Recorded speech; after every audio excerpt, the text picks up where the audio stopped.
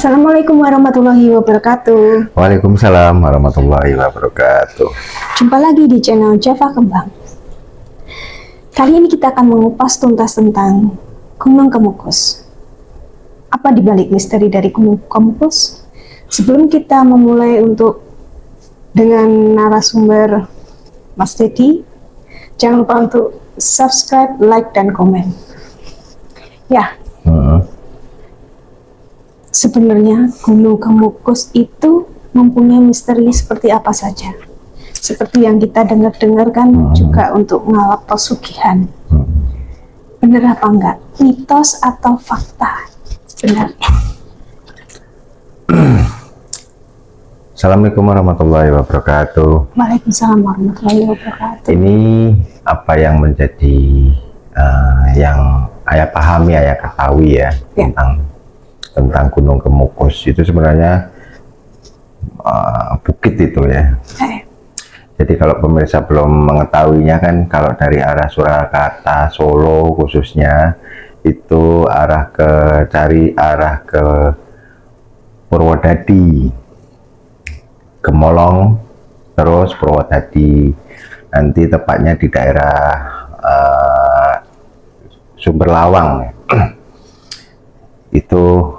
itu ada yang namanya, tanya aja di sana tempat Gunung Kemukus, ya, pada tahu tuh intermezzo kayak gitu.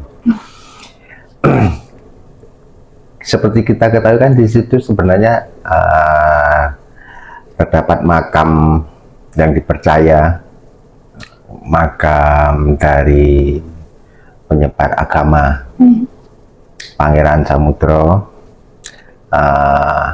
putra dari Prabu Brawijaya, yang kelima ya, yang terakhir kan berarti.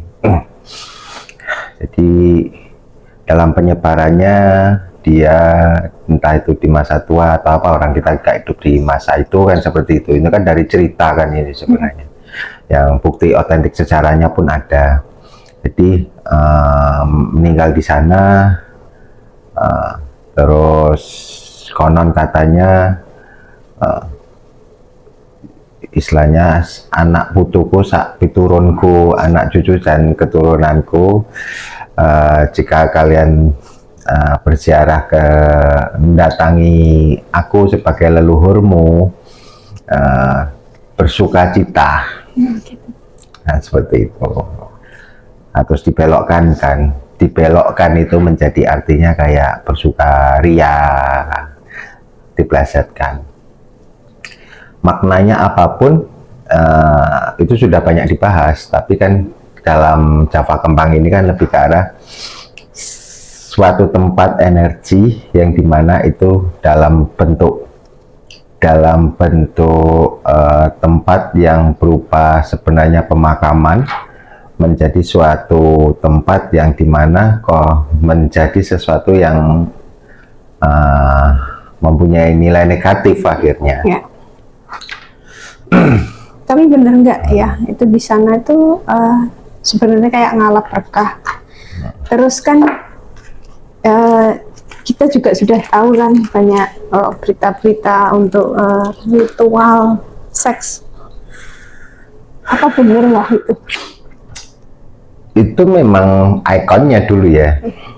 Bedanya dulu itu sembunyi-sembunyi, tahun-tahun katakanlah tahun 2000 ke bawah, sesuatu itu tidak komersial, memang alami. Mereka bertemu pasangan, ini cerita dari yang lebih tua dari usianya dari ayah. Mereka datang bertemu di tempat tersebut, memang tujuannya sudah entah lelaki entah wanita, memang tujuannya untuk sesuatu yang berhubungan dengan usaha, rezeki. Poin utamanya adalah rezeki kan, seperti itu. Nah, terus terjadilah yang namanya urut-urutannya, termasuk salah satu melakukan hubungan seks di luar pasangan. Pada saat itu terkenalnya memang di dekat di tempat di bukit tersebut, di dekat apa namanya, kayak dulu kan masih berupa seperti hutan. Jadi melakukannya di mana-mana, katakanlah seperti itu. Dengan harapan, dengan keyakinan setelah melakukan, mereka entah pria entah wanitanya akan mendapatkan rezeki. Jadi umpamanya nih kita melakukan di sana, kita nggak kenal, kita melakukan di sana, katakanlah gitu ya. Terus kita pulang ke rumah masing-masing. Nanti yang mendapat rezeki, katakanlah dalam kehidupan itu rezeki ayah jauh lebih meningkat. Nanti ayah akan ngubungi pihak wanita, aku manjur loh, kan kayak gitu. Entah dikasih berapa terserah, kan seperti itu. Aku kok belum ya, kan kayak gitu. Nah, dulu mereka datang lagi berdua. Ini cerita yang dimana jejak, kan istilahnya jejak sejarah atau ini. Yeah.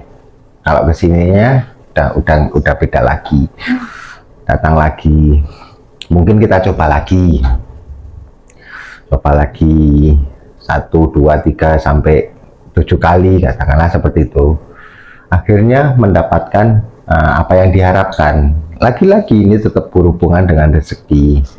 Dan dari cerita ini berkembanglah itu menjadi suatu hal yang dimana membentuk suatu keyakinan, oh hubungannya sama ini ya, ternyata benar ya, ketika benar-benar melakukan hubungan, apa yang menjadi hajatannya itu tercapai, dan itu dilakukan. Tapi apakah memang harus melakukan seperti itu awal mulanya atau bagaimana ya? Jadi gini ya pemirsa, itu kan sebenarnya tempat yang dimana dikultuskan ya, pemakaman, ada sendangnya, tata cara itu kan yang buat manusia. Tapi utamanya orang kan berziarah awalnya berziarah. Dalam keberziarahan mereka membawa rasa atau pesan di hati ingin sesuatu. Orang berziarah itu sudah tidak murni mendoakan sekarang tuh rata-rata. Dahulu pun seperti itu. Ada harapan yang ingin dia sampaikan kepada sang apa namanya yang dikubur. Siapa tahu kula nyuwun ini mbok diwangi-wangi, mbok disengkuyung, kan bahasanya seperti itu. Nah, lama-lama itu menjadi suatu apa namanya tren kan, pada saat tahun-tahun dulu, tahun 1900-an kan seperti itu, 1900 di bawah tahun 2000-an kan. Dari yang kegiatan 1-2 menjadi umum, akhirnya kan menjadi suatu bentuk budaya. Ya. Berarti urut-urutannya, jika berkunjung ke sana harus begini, melakukan ini. Kalau tidak melakukan ini, ngapain kamu ke sini? Kan seperti itu. Ya, dan oknum-oknum yang tidak bertanggung jawab untuk mengambil keuntungan sepihak, akhirnya melakukan sesuatu yang berhubungan dengan istilahnya propaganda.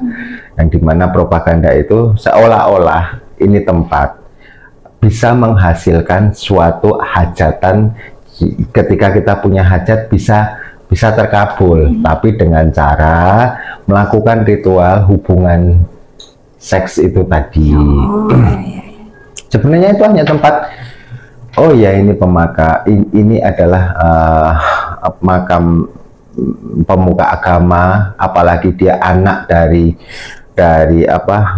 raja di kala dahulu, kan seperti itu pemirsa. Ya, benar. Akhirnya dibengkokkan seperti itu. Tapi untuk saat ini apa masih ritual seperti itu ya? Dimana mitos itu sudah terbentuk menjadi budaya. Walaupun kalau kita lihat dari bahasa-bahasa atau informasi, untuk mematahkan itu susah, karena hubungan yang berhubungan dengan dengan kolaborasi jin itu tadi loh kan, Ya. pintar menyesatkan ya. Ketika itu dianggap suatu memberi dorongan hidup atau ekonomi, apalagi ritualnya enak kan kayak gitu kan. Jadi untuk menghilangkan kayak gitu tuh ayah rasa susah. Walaupun sekarang sudah menjadi tempat wisata yang lebih ya, bagus. itu ikon aja untuk di mata umum, bukan menjadi suatu tempat yang seperti dulu, bukan seperti itu. Tapi ini memang ya itu bagus, tapi ini kan harus benar-benar bukan hanya ikon, itu sudah diganti nama, tapi kalau apa namanya, ritualnya masih ada, dari yang terang-terangan menjadi terselubung, itu sama aja. Masih sama. Kan seperti itu. Kita lihat itu istilahnya, pemirsa bisa lihat dari para konten kreator yang langsung menuju ke sana.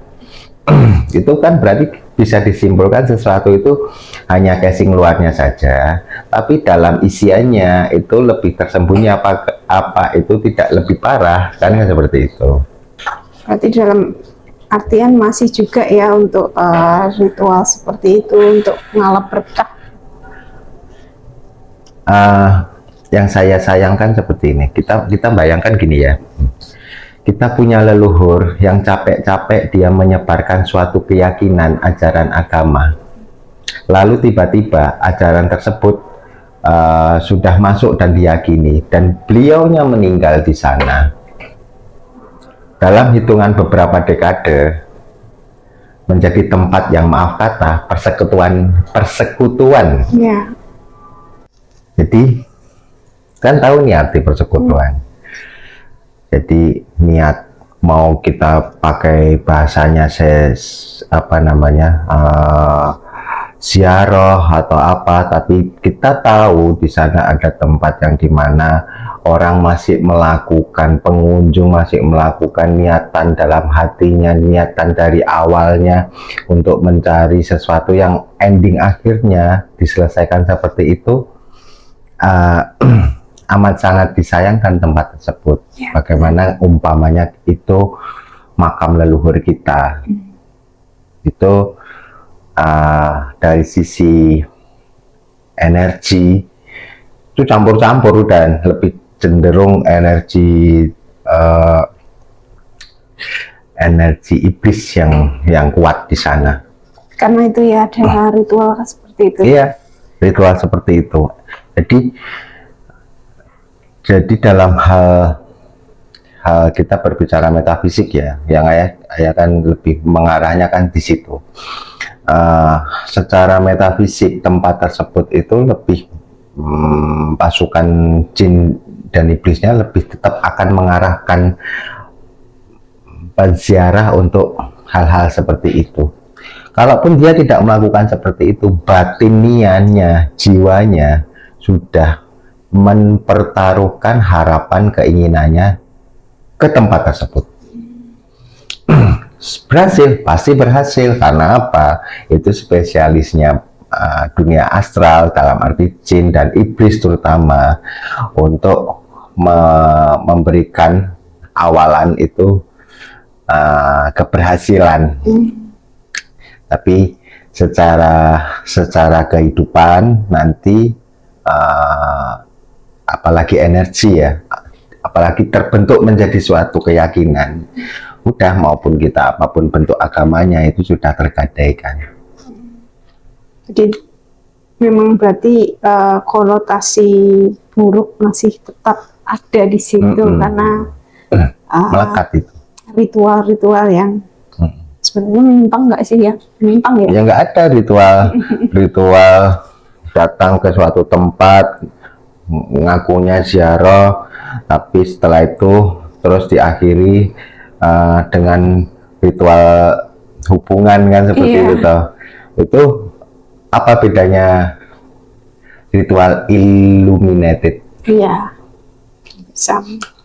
Ritual yang dimana membebaskan pesertanya. Iluminasi kan seperti itu, awalnya memuja, bersekutu, memuja, bentuk apapun keyakinan terserah, yang penting memuja. Kita bertemu di sana dan nanti diakhiri dengan silakan, asal kamu suka sama suka, lakukan, kalian kembali, kekuatan kalian, harapan kalian akan berlipat ganda. Benar. Ini oknum-oknum para praktisi ya? Iya, ini tugas sebenarnya, tugas para praktisi, tugas para istilahnya pemuka agama, baik yang ada di sana, itu untuk membersihkan hal-hal seperti itu. Iya. Selama itu tidak masih ada, katakanlah memang apa namanya terselubung, sampai dipastikan memang itu area clear, memang tempat wisata religi. Iya. Benar-benar seperti itu, baru auranya bagus. Kalaupun ada memang benar-benar dia pelaku spiritual ya, mau datang ke sana aja udah nggak mau, karena melihat auranya kan dia istilahnya energi kita akan tersedot habis. Karena kayak gitu. Karena tempat-tempat yang mengandung energi yang dimana penyimpangan itu tadi. Yang istilahnya bahasanya lebih ke arah ini versi Nusantaranya, tapi kalau versi luar sana kan iluminasinya kan lebih ke arah, coba lihat itu. Mereka benar, mereka spiritual benar, mereka berdoa benar, tapi endingnya tetap seks bebas. Iya. Jangan sampai tempat yang dimana di situ ada disakralkan karena ada makam, saya anggap makam wali juga ya. Iya. Dan kita melakukan sesuatu itu akhirnya merusak energinya, usahanya para istilahnya wali tersebut. Dahulu kala capek-capek dia seperti itu, akhirnya dirusak. Jadi dia di atas pusara dia secara bentuk gaib pun sedih melihat hal seperti itu. Sebenarnya kayak gitu. Orang kan hanya bercerita tentang ini sudah tidak ada, sudah. Tapi itu makam yang kita tahu notabene-nya makam penyebar, atau istilahnya juga dia mempunyai peran dalam sebaran agama Islam. Ya, benar. Bagaimana jeripayahnya dia capek meyakinkan atau merangkul menjadi suatu akidah, dan beberapa dekade atau ratusan tahun berubah menjadi akidah tersebut, berubah menjadi suatu keyakinan yang berbelok. Yang dulu diisi oleh energi putih menjadi energi, ya maaf kata, energinya lebih ke iblis jin. Oh, ya. Itu kayak gitu. Itu jadi nggak usah orang orang awam aja begitu masuk lihat, katakanlah datang, ketika tanya ini tempat wisata apa spiritual ini seperti ini, terus melihat dia ada cewek atau cowok yang ya kode kan kelihatan kan seperti itu, tetap di hatinya ini tempat beneran enggak ya, itu seperti itu. Jadi yang merusak image-nya itu oknum. Yang susah itu kan berulang-ulang ya bilang, merusak suatu hal itu lebih gampang daripada ketika kita membenahinya. Ya. Itu kayak gitu. Kalau tugas saya kan lebih arah, oh ya ini energinya bagus sebenarnya. Ada energi untuk mengabulkan atau membantu hajat kita, tapi tidak perlu dengan cara-cara seperti itu. Jadi sebenarnya kalau kita datang benar-benar ritual religi ziarah benar, kita istilahnya meminta bantuan dengan ziarah ke makam Pangeran Samudra tersebut, pastilah kita juga akan dibantu tanpa kita harus berritual yang penyimpangan seperti melakukan hubungan intim seperti itu kan. Iya, itu udah imannya gini loh. Oh, Gunung Kemukus. Oh, gitu-gitu, kan kayak gitu loh. Iya. Image-nya ini udah terbentuk. Kalau image terbentuk, ya di situ peran jin iblis terutama itu akan mendominasi. secara energi kan seperti itu. Dan kita bisa bayangkan pemirsa, ini tempat ibadah, orang datang ziarah ke tempat ibadah, katakanlah seperti itu, ataupun ini makam wali, ataupun ini makam pemuka agama, ini datang, tiba-tiba di gang-gang lain menjajakan sesuatu yang berbeda. Ya. Itu hal yang tidak bagus. Kayak gitu. Akhirnya takut-takutnya secara energi, apa namanya, orang yang tidak, istilahnya penduduk yang di sekitarannya juga terkena dampak dari efek energi negatifnya. Istilahnya bahasanya kalau bom atom itu terkena efek radiasinya. Tidak ikut-ikut, tidak, bahkan tidak percaya pun akan kena efek radiasi energi buruk tersebut. Ya. Itu pasti. Ini kan juga amat sangat disayangkan hal Iya. tersebut. Mohon maaf untuk mungkin cara saya menyampaikan berdasarkan apa yang menjadi edukasi, cara kita melihat suatu tempat dan mengembalikan suatu tempat itu seperti